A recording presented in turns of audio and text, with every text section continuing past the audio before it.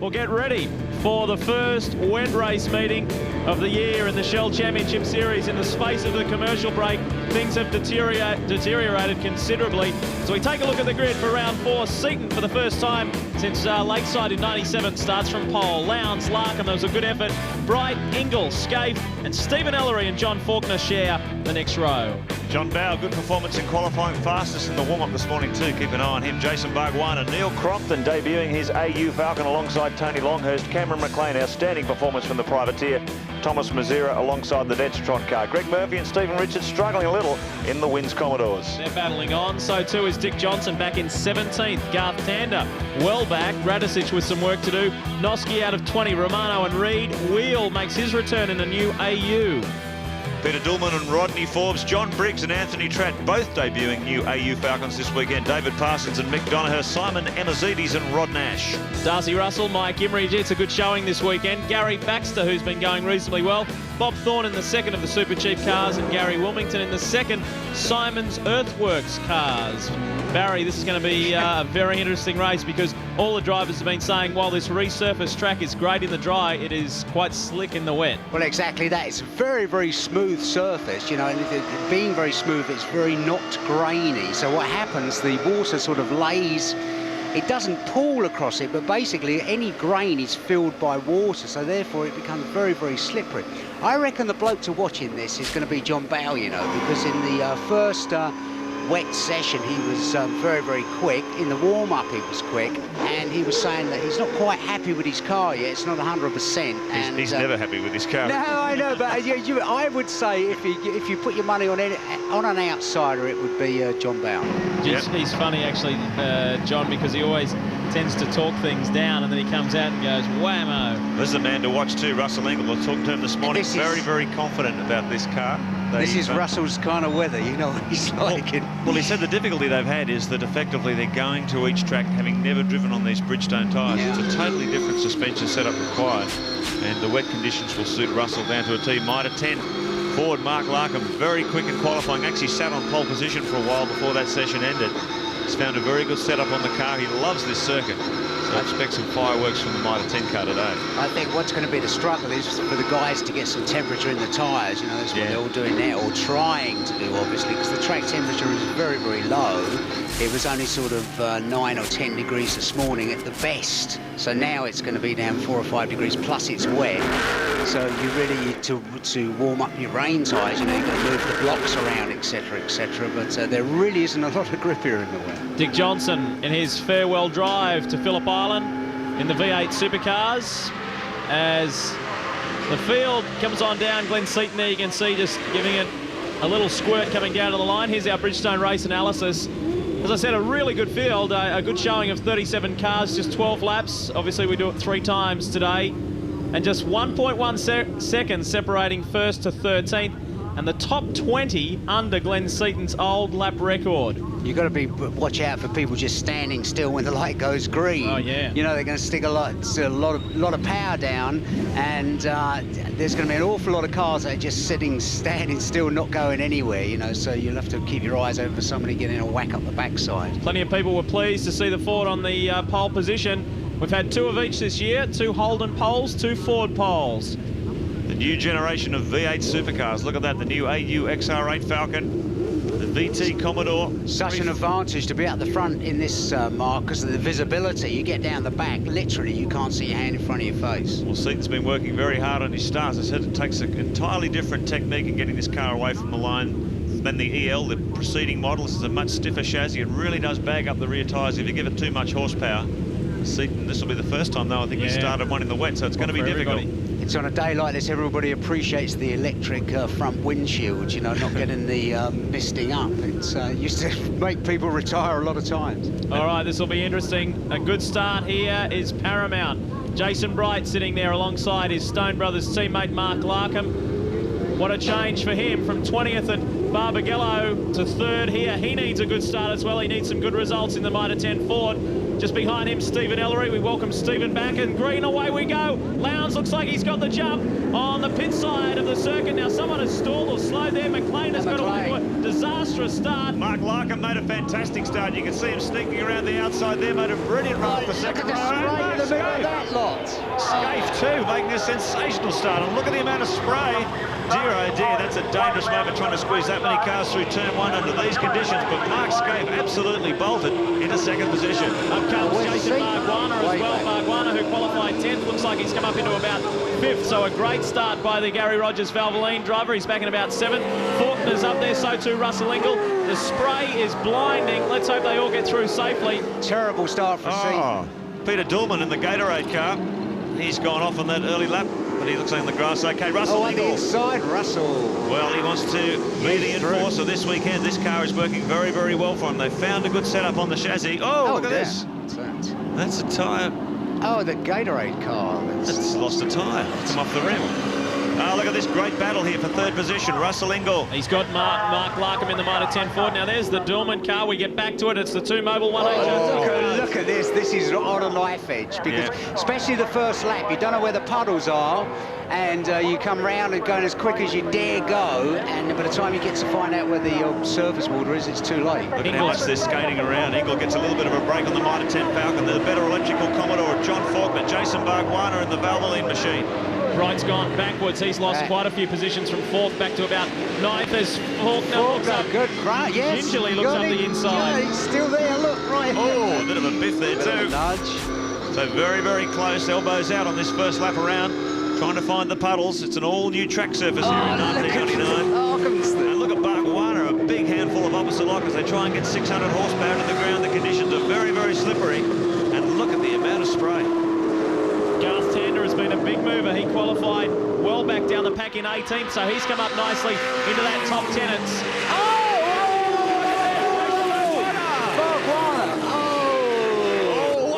It's that's aqua. Oh, look at that. That's goodness me. Yeah, Did you see how hard he hit it looked like somebody else. Well, we'll have to look at that on the replay. The car could have aquaplaned. Could have aquaplaned, or he's got hit by someone else. No, didn't see the beginning of it, but you saw the back end of it come out, Mar, and it's to me it looked like aquaplane. Wow. Jason Bargwanna, you can see him getting out of the car.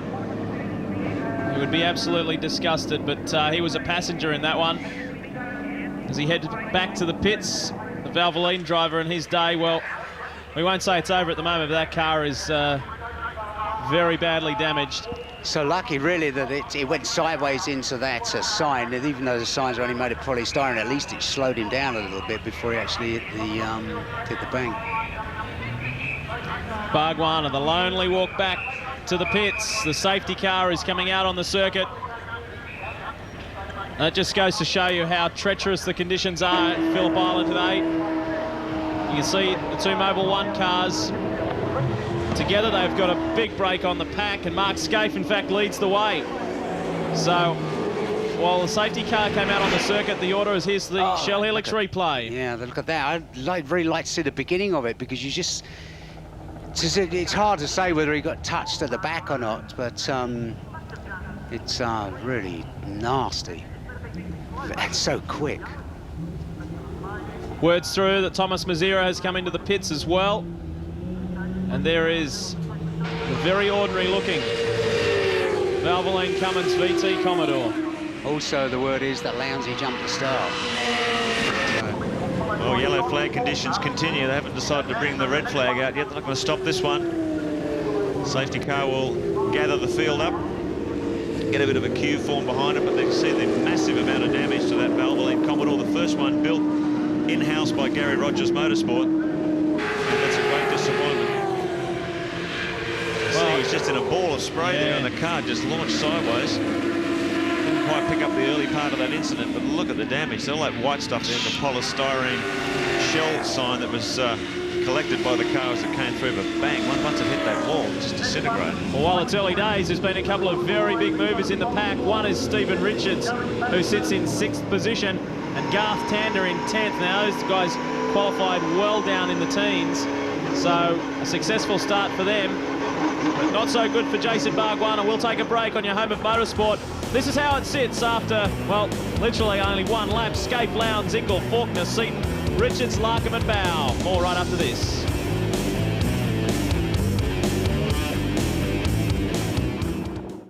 Welcome back to Phillip Island as we take a look at the Bargwanna incident. Bargwanna is just a passenger here. It's basically what he's done. He's just hit a pool of water on the circuit, and the thing is aquaplane. You saw the back end just start to come round, and poor old Jace, the face, is sitting there an absolute passenger. There's nothing whatsoever he could do about it, and he was just very, very lucky that the thing went sideways and didn't go straight. It's an enormous impact there. You see that? Look at that. I don't know what that is. It looks like a bonnet or something.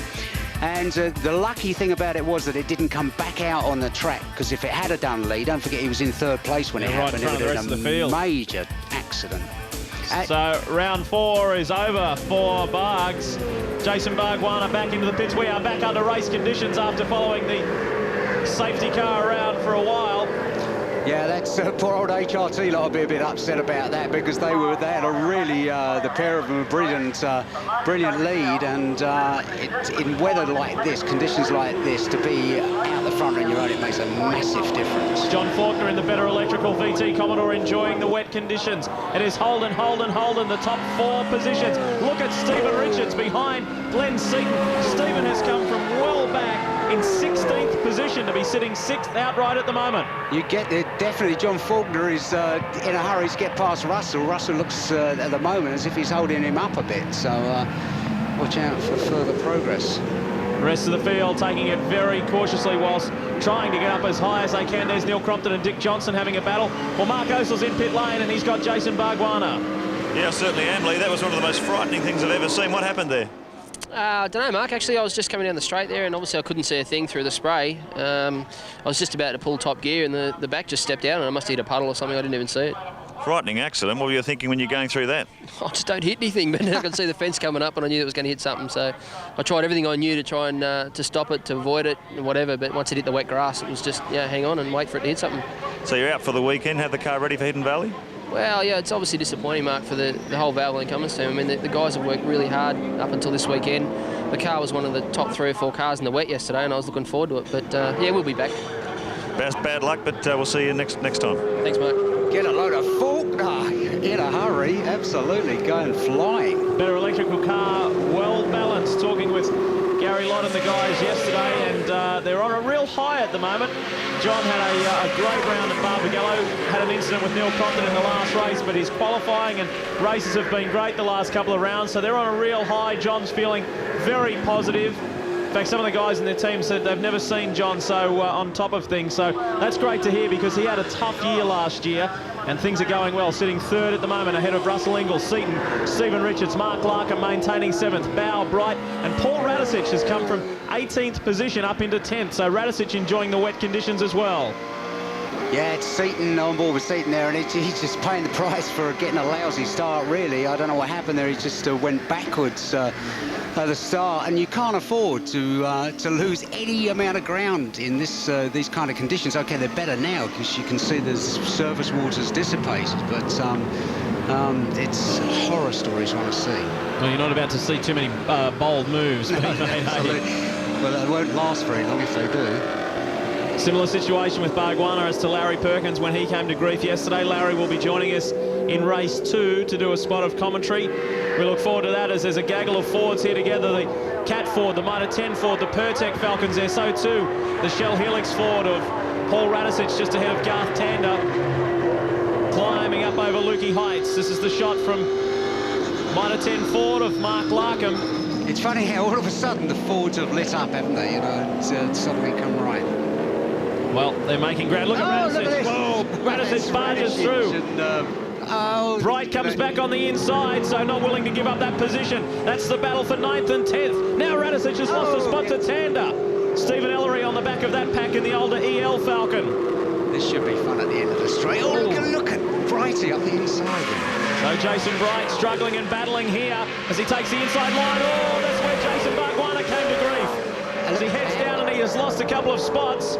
Radicic now looking at an inside move on him as they come down. Tander's there as well. Out on the sticky stuff out there. That's you see lose a lot of ground there. Word just through that Cameron McLean has broken an axle, so the day not off to a good start for the Greenfield Mowers Ford driver, but during the safety car period, word through to us is that he has changed it. So the safety car period at least being good for somebody. Faulkner still sits third ahead of Ingle. And then we've got this battle of the Fords, under brakes into Honda hairpin. He's going in serious. Oh, that's Mark Larkham going round and round and round. Now, as they came in there, that was the battle between Bow and Larkham, and it's obvious as to what happened. Larkham's ended up on the grass and has lost probably about 7 positions. Yeah, and he's got a truckload of grass in the front of his hair down there. You can see. Look at that. Yeah. Stuck up. So he's going to be calling into the pits, I'd say. The team will want to dig that stuff out there. But this is unbelievable racing. How slippery these conditions are all through the field. Scaife and Lowndes running as a dynamic duo at the front, 5, almost 6 seconds. Let's have a look at that in the Shell Helix replay, Baz. Touch up the backside, is it? Yes. So, oh, yes, that wasn't John Bowles' fault. John Bowles looked like he got a touch up the backside from Garth Tander, and poor old Larkham. So, wallop, yeah, that's looks like a tap to me. Now you see, no. John Bowles got touched up the back from Garth Tander by the looks of it, and poor Mark Larkham was the innocent party there. It was a chain reaction, wasn't it? Yeah. Here's our leading duo, though, Mark Scaife. Now, he won race 1 here at Phillip Island last year, and he's well on the way to doing that again. His teammate Craig Lowndes sitting in 2nd position.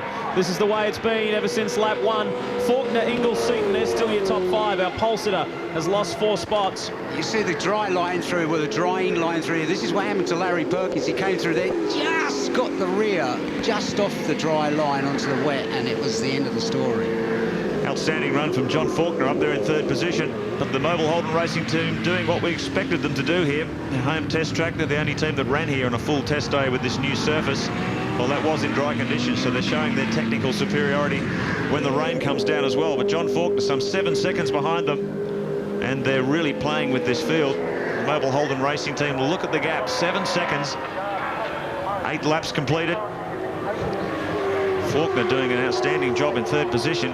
He really has found his feet this year. Mark Larkham staying out there, though, with all that grass in the front spoil. A little bit of a touch there. It's Anthony Tratt. It's a couple of the 2 new AUs there, Mark. Anthony Tratt in the Toll AU, and just behind him, the K&J Thermal Products AU of Paul Wheel. It's Mark Larkham, who was the big loser in that incident a lap ago at Honda Corner. You see the grass is still in there, look. Trying desperately to make his way back. He's lost a lot of positions. In fact, he's in 17th position. That's going to make it so hot because one of the ducts is completely closed up. Steve Reed in the Lansvale PPG car in there as well, just ahead of Dick Johnson. What's going on here? Who's gone? There's a bit of debris there. Well, apparently Stephen Ellery's been black flagged as well. Look, in front of Radisic's car. No, it's and Ellery's car. Oh, dear me. Ex-Stone Brothers Racing Ford. He's been very fast here all weekend, but look at that. He's been black flagged, so the officials, whether they want to bring him in for the damaged bodywork or for some other misdemeanor, we'll find out. But he's been very fast here all weekend, young Steve. Struggling to find sponsorship for his car. We didn't hear any more about Lounsey jumping the start, did we? There was something that we heard, and then it all sort of disappeared. It's good to see Stephen back too, isn't it? He's missed the last 2 rounds after a really great showing at the Australian Grand Prix support event. And he went reasonably well at Eastern Creek as well. But, returning here at Phillip Island, quite sure as to what happened with that damage on the front of the car. This has been a good battle though. Faulkner and Ingle, 3rd and 4th as the Mitre 10 crew do a bit of gardening. It's bad luck on his behalf. It was innocent party in that one. Yeah, look at the amount of dirt and garbage these things pick up. It's like a shovel. That feeds all the cooling systems for the engine and, in some cases, gearbox differential coolers. So that's tough for Mark too. It's tough for Mark too, isn't it? Because he was looking for a good round after quite an unsatisfactory one at Barbagallo, and with that good qualifying position of 3rd, he was almost set for a good one. Well, Seaton just dancing around. I think Dick Johnson described it as you've got to have the finesse of a ballet dancer around this place in the wet. And Seaton has never really raced this car in wet conditions, so they've sort of guessed at a wet setup on the suspension. He's hanging there in 5th position. But he's a long way behind the Mobile Holden Racing Team Commodores. He's hanging on to Engel, who too is having his first year on Bridgestone. So there's a number of teams here that are effectively doing their testing in public. They're doing their testing at race meetings, and when you've got a team as well set up as the Mobile operation, you're not going to beat them until you get your act completely together. Well, 3 guys that are in the top 10 have put in an outstanding drive so far. That is Stephen Richards, Paul Radicic and Garth Tander. They have come from, well, Richards was in 16th position, Tander was in 18th, and 19th was Radicic. They're now 6th, 7th and 8th. So they've been doing some great driving. And Steve Reed, who is the top privateer, is in 9th position ahead of John Bow.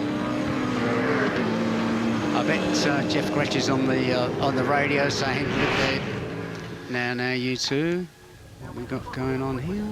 This is a replay of the Jason Bright incident as he runs Jason, wide. Can't get much wider than that, can you? It's at, well, I guess we could call that Greg Murphy corner. That's where Greg went off in 1997 and hit the tyre barrier very hard, but the Pertec Ford has been able to escape there. Bright, who had an incident yesterday in qualifying where he went off in the southern loop, but the car didn't sustain too much damage and he was able to qualify at 4th. But he's not having a very happy first race here today. By Mark Scaife, he leads the way and looks like repeating last year's efforts of winning the opening race. You just have to be so gentle on the throttle that you've got 600 horsepower under your foot, you know, you can't sort of get right on it. It's really interesting when you see going through a corner on the in-car camera, you know, the look on someone's face, and you have to be so quick, you know, because it's so sensitive. The second, you know, you feel a thing stepping out to correct it, etc., and it's you either like the rain or you hate it. We're just through that the Mitre 10 Ford of Mark Larkham is out. The radiator has let go. Yeah, they don't like running hot for very long. Highly stressed racing engines. See that lap counter, lap 12 of 15. This race was originally supposed to be 12 laps in distance, but the 3 laps under the safety car don't count in sprint race formats. So that's why we've increased the race to 15 laps. Well, coming into this round, the score was 3-3 since the inception of the V8 formula here at Phillip Island. 3 round wins for Ford, 3 for Holden. Look at Contact there between Engel and Faulkner. Down into Siberia. Well, Russell said that he needed a good round and he was going to get aggressive this time. This is good stuff between Faulkner and Engel. He's in the wrong place there, though, really, because it's where it's wet, on the wet line. Coming up on, it looks like Mike Emery and the Sabrek Commodore. The climb up to Lukey Heights. Now Faulkner's got a bit of a buffer here. Russell still hanging on to that 5th position. Seaton, or rather 4th, Seaton back in 5th. This is delicate driving, Mark. Yeah, boy, isn't it slippery out there. New surface, absolutely dynamite in dry conditions, but first time the race on in the wet, and you can see the way they're tippy-toeing around. This is an outstanding job by John Faulkner, though. 5 seconds, the gap between himself and the Mobile Holden Racing Team Commodores. He's trying to catch the leading duo, and he's also copping plenty of pressure Back in. from Engel and Seaton in this battle for 3rd position. 3 laps remaining. Can Faulkner hang on to 3rd here? It'll be a great result for the Better Electrical team. Russell Engel is hungry for success. He's had a terrible start to his 1999 campaign. The team trying to come to terms with a new Bridgestone control tyre, never having run on one. And they really are having to sort these cars out virtually as they go to each race meeting. It's a pretty tough call when you're coming up against this sort of opposition. Now, as far as Mark Scaife is concerned, he'll gladly take the 50 points for this race win. He desperately needs them, sitting well back in the championship. He had a pretty much a disastrous round at Barbagallo. And Adelaide was pretty ordinary too. Exactly. So, I mean, he is well back. As the other extreme is his teammate sitting behind him, Craig Lowndes, who comes into this round with a 116-point lead. So you'll see Craig sit there, and Mark will take these points no problem. Mitre 10, lap counter, lap 13 of 15. Now, interesting word just through that John Briggs has been black flagged for going too slow on the circuit. Yeah, I saw him limping around at that restart. He was just kept running down the concrete wall on the inside of the pitch, so he's got a mechanical problem of some sort. You saw there the concentration on Russell Engel's face, and then you saw a quick blimp in the mirror to look where Seaton is. Look. It's getting a bit tight. The rain is getting heavier here, and Glenn Seaton has really picked up the pace. He has closed up nicely on Engel and Faulkner. Still plenty of time for stuff to happen with these guys. Yeah, just watch it. Watch the word. Watch Seaton. Watch. Look, listen.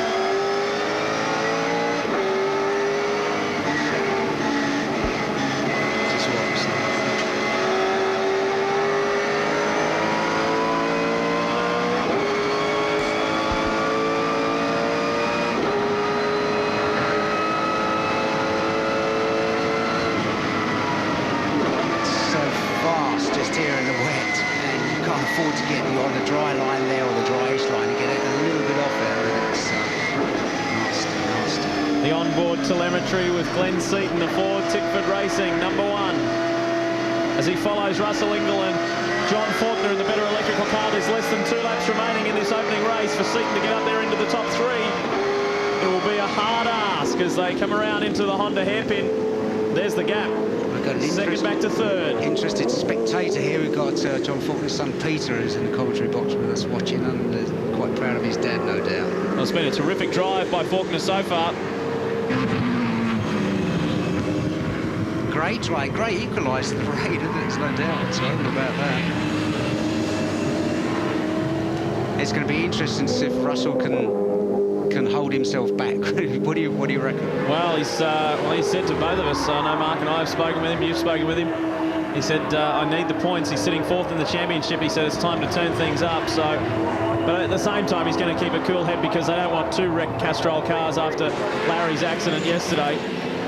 But Faulkner is looking good in 3rd, and this will be a great result for John. As you'll notice, it used to always be the Fisher and Paykel better electrical car. You don't see the first sponsor on the car anymore, but John just showing the... Oh, look at this.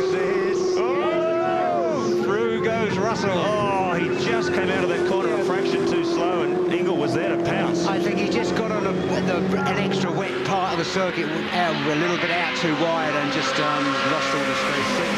Took advantage of it too. Nicely. That shows how critical that corner is, doesn't it? Coming onto the main straight. If you don't get that right, and someone else does, I think he was just out off the sort of grey groove. But look at the rain coming down now. It's really precipitating down. Neil. The new AU, he's debuting this weekend, and it's got significant panel damage in the side. It's pretty second-hand now, I'd say. Yeah. Look at the rain. You can see it on our camera lenses. It is pelting down here at Phillip Island. Well, it's getting worse as the day goes on. The 2 Mobil 1 HRT Commodores, they will bring them home. No Ingall. Seaton is up into the top 3, so Russell has spun down near the southern loop, going down into turn 2. This is the Neil Crompton Shell Helix replay. Bottom of screen, there he is, the same spot as Bright. Ow! Oh, nasty. Phillip Island bites hard. Well, that's the thing they say, when you go off here, it is not an easy off, so to speak. It is always dramatic. Look, you're out on the water. That's Ingall. It's the same thing, out on the water, as you just sort of basically sort of understeered, come aquaplaned off the circuit. There's nothing. You're a passenger, there's nothing you can do. Before we went to that replay, I just saw a shot of him on the circuit, so he's still in the order. He's dropped back a few positions. Thankfully, no walls down that part of the circuit. And there's no walls in front of these guys. The Mobil 1 cars are bringing it home. Back end. Scaife and Lowndes will get the 1-2. You saw the back end of Lowndes' thing, exactly the same place as where Faulkner was sometime. Mark Scaife has only ever won 1 race here at Phillip Island in the V8s. This is number 2. As he comes across the line, Scaife and Lowndes from Mobil 1 HRT. They continue their domination in 99. It's tight back further. There's Russell Ingall's back there with Stephen Richards and Garth Tander as they run to the line. Paul Radicic will get there for 5th. That's an outstanding effort behind Seaton and Faulkner. And Ingall lost a couple of positions. In fact, he lost 3. Ingall has come across the line in 6th in the SLX Castrol car.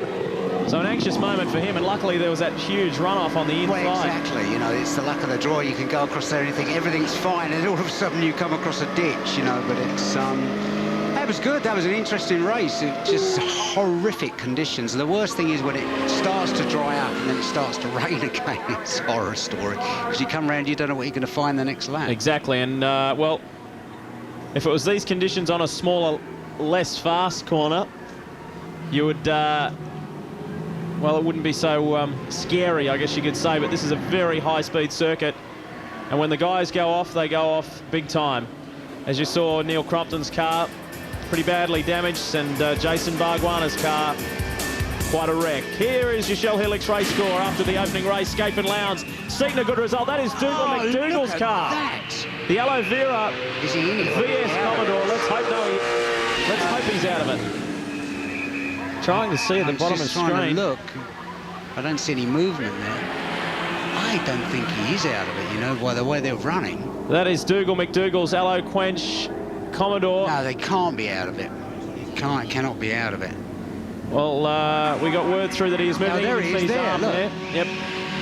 Just as well, just make sure they get the fire. That's the way you go. Good old Marshalls couldn't live without that. What an unbelievable first race. Look, a major sausage that is. Look at the state of it. It's torn, it's torn the left-hand front completely off of it. Right. Oh, look at this. Get the fire extinguisher up there. You can pop so easily. Now all these shots are fairly tight. Let's try and work out where this is. As Damage Dougal on comes it. out of the car. Obviously, McDougall is okay. Wherever it is, it's quick because it's. I reckon it could be round by the hay shed, is it? As a guesstimate, you know. It's very quick. It could be main straight or. I just don't know. Oh, Wow. We'll soon see. That's on the main straight. That's just down from the start-finish line, so there you go. An extremely fast section, maybe a repeat of Jason Bargwanna's. Let's get back to those results on your Shell Helix race score. Paul Radisich, what an outstanding drive in the Shell Helix Ford. Ingle lost those positions for 6th. Richards and Tander also very good drives to come up into the top 10. Bow, Reed was your top privateer. Romano in 12th, Greg Murphy back in 13th, and Mick Donoghue rounding out the top 16.